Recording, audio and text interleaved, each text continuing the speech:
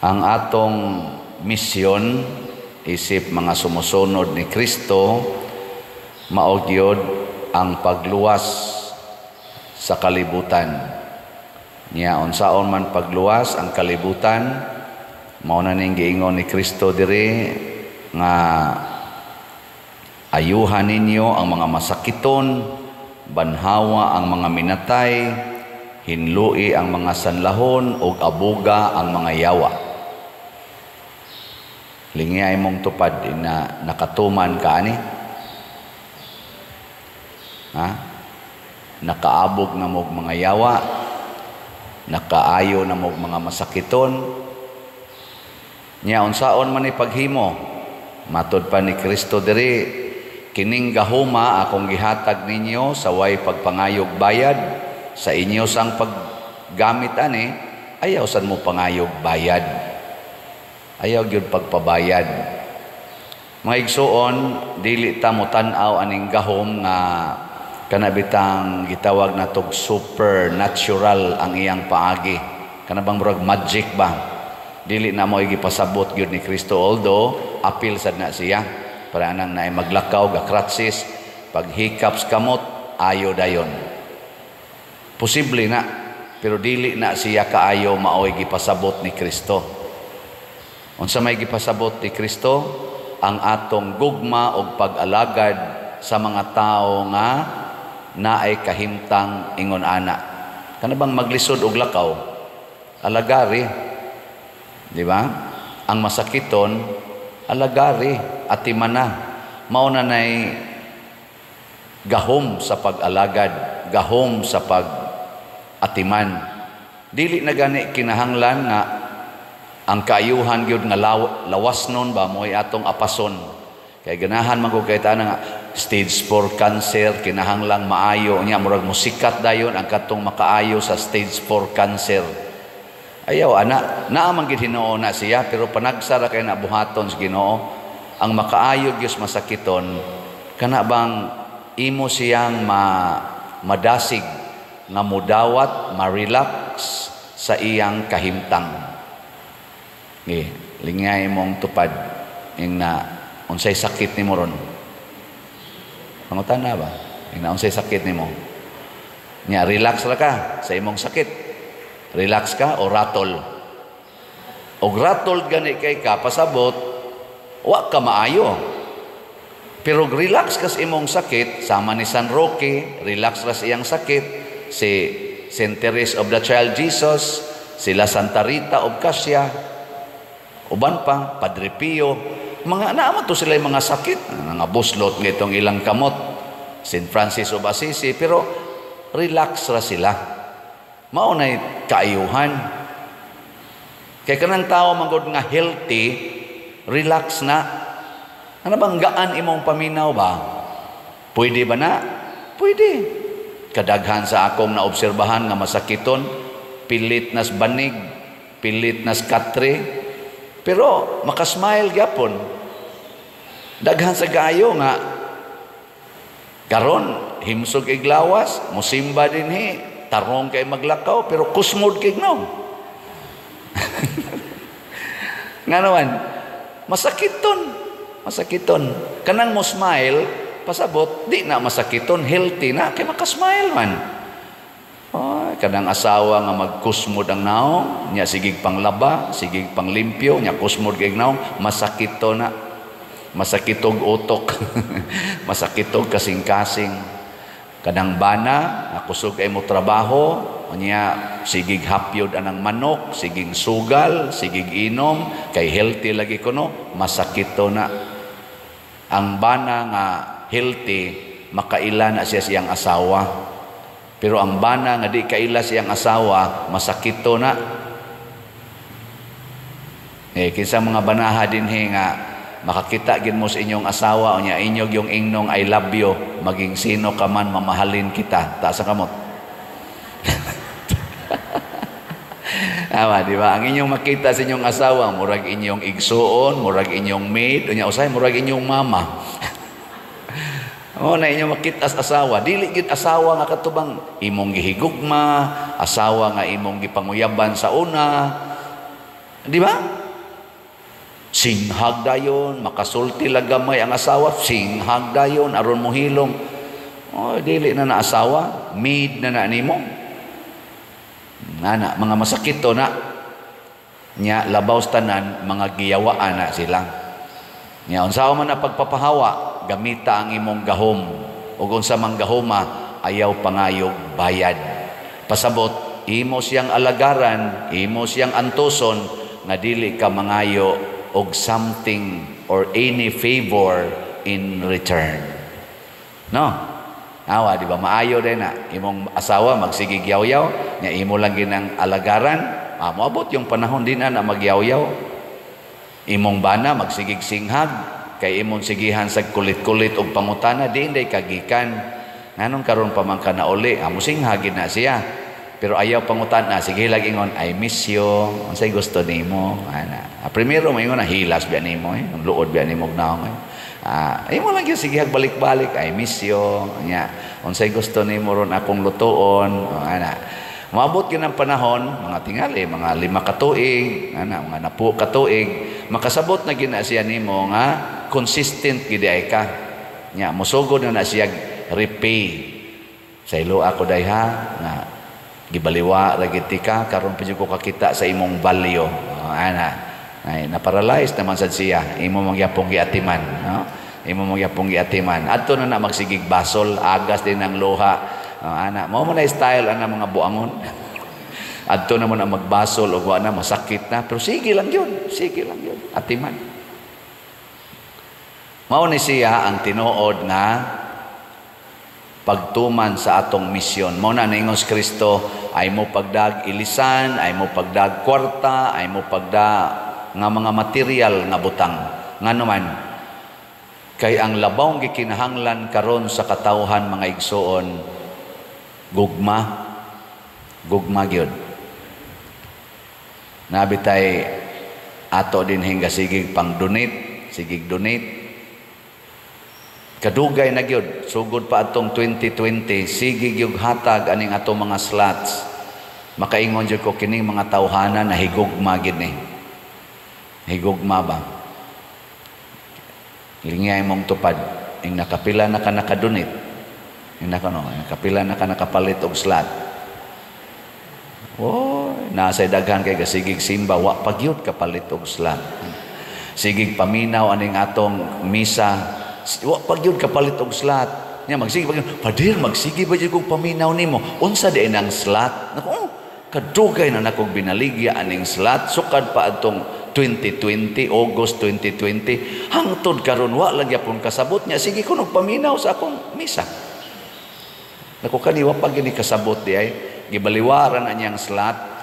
Sige, ang slot unsa man na minimum donation ngadto sa simbahan nya sa pagkakaron duha ni kabuk atong slots ang CTU katong atong itukod og balay Christ Transforming Union ang grasya nga inyong madawat. So sabot matagpalit ninyong slot na ay grasya nga madawat. Example, 100 pesos ang kada slot sa CTU unsa may atong madawat ani? Christ Transforming Union. Matransform ka nya mahimong magkahiusa. Pwede ba mo palit og usa ka slot? Pwede, 100 pesos. Pwede ba mo palit og 100 ka slots? Pwede. Pila man? Sa tag 100, pila man ang 100 ka slots? Pila man tinuod na? Pila na? 10,000? 10,000 pesos. O ana, pwede ba mo palit og 100,000 ka slots? Pila may amount ana? Pila naman na? 100,000 ka slots ba? Di na mo ka mo multiply 100. 10 man ka to. 10 million. 10 million ang kuan, ang amount ana. Mo na ipasabot anang slot. O ba? O lagi 10 million. Dili 1 million 100 man, upat ka 0, 10. Nabugo naman tani. 10 million lagi. 100,000 ka slots. Mo nang do na tay gibaligya karon nga daghan-daghan sad kaning grace. Sana God's reward and complete elation. Para ni ibayad na to sa atong 70 million na utang. Tag 100 yapon ni kaslots, 700,000 kaslots atong gibaligya. Kung mo palit mo 100,000 kaslots, pasabot, ang atong 700,000, mahimo na lang 600,000 kaslots. Mo worth na siya 10 million. So karon ang 100,000 ba kaslots. Mao ni ang atong update. Ang atong grace nga slot nahalina na ta og 2,450 kaslots, 697,550 na lang kaslots ang nahibilin. Nya naa ni siya 70 slot challenge nga tag 7,000 nakadawat sa tag 11 ka kaning challenge. Unya kadtong si TUMM para atong itukod og mga balay nahalina na sa tag 3,423 kaslots nga tag 100, 3,577 na lang kaslots ang nahibilin tag 100 pesos. Naasad ni siya 61 slot challenge nga tag 6,100 nakadawat na sa tag 18 ka challenge. So salamat kay murag paspas rong inyong halinda gipakpakan nato ang namalit karon. Salamat kayo. Naasay pipila nga mutawag gid nako. Sige manig miss call pertin daghanang miss call sa akong mga contact. Ako man ang gina-silent ang akong phone kay di naka do not disturb man na. Kay di man ko mo receive og tawag, mo text ra gyud ko kung in my spare time. Kay magsikog tubag og tawag, nya na ako'y counseling, na ako'y misa, na ako'y gika-istorya, kanang madisturbo man. Unang sabta ko ninyo nga magsige mog tawag sa akong number, dili ko motubag. Kay haron di ko maanad og tubag dayon, di ko maratol kay og na ako'y gika-istorya, hapit man almost every hour na amo jud ko'y gika-istorya personal, di ko gustong madisturbo. Pero ang akong sekretary, inyong tawagan, either kani si Remy o Remedios Ocaba or si Edna Barosa, inyong tawagan, kaya naaman ng iyang number, ilang numbers dinhi sa ato, or si Brad Loloy ba, Bernardo Jacobi, or si Hinara Laborte, inyong ning tawagan, mauni mo entertain ninyo. Nya kung kinahanglan yun nga ako'y mo settle sa inyong problema or sa inyong transaction, ila kong schedulean nga tubagan ni Father. Ana, so selo akong di ko motubag ninyo napay niingon ako sa kaning iyang gi-text ba nganong di man ka motubag Father nga siguraduhon ra man ako nga dili AI ang akong gitiksan. Na kung aron makasiguro ka nga dili AI, tan-awa ang ato dinhing official contact persons, official contact numbers, official account numbers. Tanawa amo ning gina-flash dinhi sa atong channel aning YouTube. Labi na panahon sa offertory song o sa final song. Kana mo'y tanawa. Kay bisan pag mutubag ko ninyo, in kaso lang yun og AI, makamao mang mutubag ang AI. Di ba? Parihara sag tingog nako ang AI. So kana yung atong account numbers kay kun anha ninyo ipadala diha, di gid mo masaag kay kung pananglitan ron og naay tao niya nga maggamit og AI o niya inyong tawagan niya motubag niya moingon oy naaday ko i-instruct nimo kana ding akong account numbers nga gibutang diha sa akong kaning Facebook sa akong online mas ilisin na kanang usa kay gi-cancel na nako anhi lang ipadaan ni nya motuod ka kay nagistorya na tas telepono di wa na patay ka, adto na mahatag imong number. Kay kung doon nami ilisan nga account numbers dinhi sa ato, i-flash po na namo diha. Unya ayaw salig sa usa lang ka misa. Tanawa ang atong mga misa for the whole month. Consistent ba nga kaning maong number, mao gid ni ang gibutang? Kay basig ilis-ilisan lang, i-manipulate. Anang panahon nga kuanan ka, ngayuan kag account or donation niya gimanipulate ang number igtan-aw nimo mauna ning number i-verify ni atong last month ni atong the other month niya tawagi dayon kining atong mga contact persons that is the way to verify. Mo nang ako lang ning gisulti kay wa man ta mangayog bayad, pero di sa ta gustong mga saag ang inyong mga donations. Mga igsoon, ang inyong o ang atong paghatag nganhi sa simbahan sa gugma nato, either pagserbisyo or pag-donate og kwarta, maunay pag-exercise sa atong powers na gihatag ni Kristo. Si Jose, diri sa unang pagbasa, gipadala siya ngadto sa Ehipto nga way ilisan, way sandal, kadina, matud pa sa atong salmo karon, kadina ug pusas, mga gapos ang iyang gidala ngadto sa Ehipto.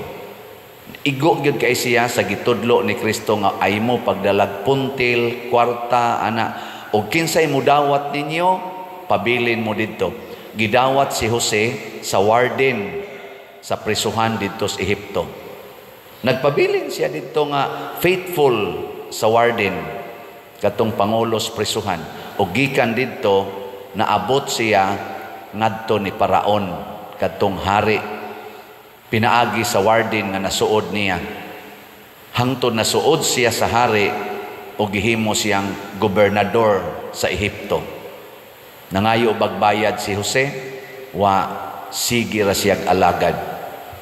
Sa ako sang ginagmay nga paagi isip pari ninyo dinhi, gibutang sa ko dinhi na wa ko'y kwartang gidala. Na hinontoy puntil. Pero wa ko'y kwarta. Hangtod karon, wa jud ko magkupot og kwarta nga akong giisip nga ako personal. Wa ko'y savings nga akong giisip nga ako. Wa sad ko'y balay nga gihimo. Hangtod karon. Hasta kanang sakyanan sa parokya na tanan. Ug asa kong parokyahan, tag-iya na parokya. Wa ko'y giisip. Wa ko mangayog baos. Ang ako rang gibuhat, kung unsay ihatag ninyo nako, ibalik ko na sa simbahan. Munang naingon ani ang naong sa atong simbahan karon dinhi. Ibalhin ko ngadto sa Compostela karong August 5. Padayono na anakong maong buhat nya mailhan unya na sa mahitabo sad sa parokya nga akong mabalhinan. Tan-aw gani ninyo, dili mo improve ing nadayon si Padre Siano nangayo nagbayad. Pero kung na-improve gani ing na wa gyapon ni mangayog bayad. Ang ato ro mga government officials nangayo bagbayad, nangayog bayad, nangayog mga millions, mga billions, mga wa nay ayo. Tan-aw nato og suportahan nato ang mga government officials nato gikas presidente hangtod barangay tanod. Kanang wa mangayog bayad, kanang gasigig serbisyo nya mailhan na nato kay maghatag na sila kaayuhan sa mga masakiton, sa mga kabos, sa mga way balay o mga way trabaho, ilan ang maatiman. Pero kanang nangayog bayad, magsigir na sila lalis, magsigig away, pero ang kwarta siging gawas, murag nag-hemorrhage ang atong panudlanan sa nasod. Kay nga naman, wa na sila mga lagad, naghimora na sila og pangwarta. Og mauni, nga importante kaayo ang pagsunod sa standard ni Kristo. Gipakita ni Jose, ipakita ni David, gipakita sa mga santos.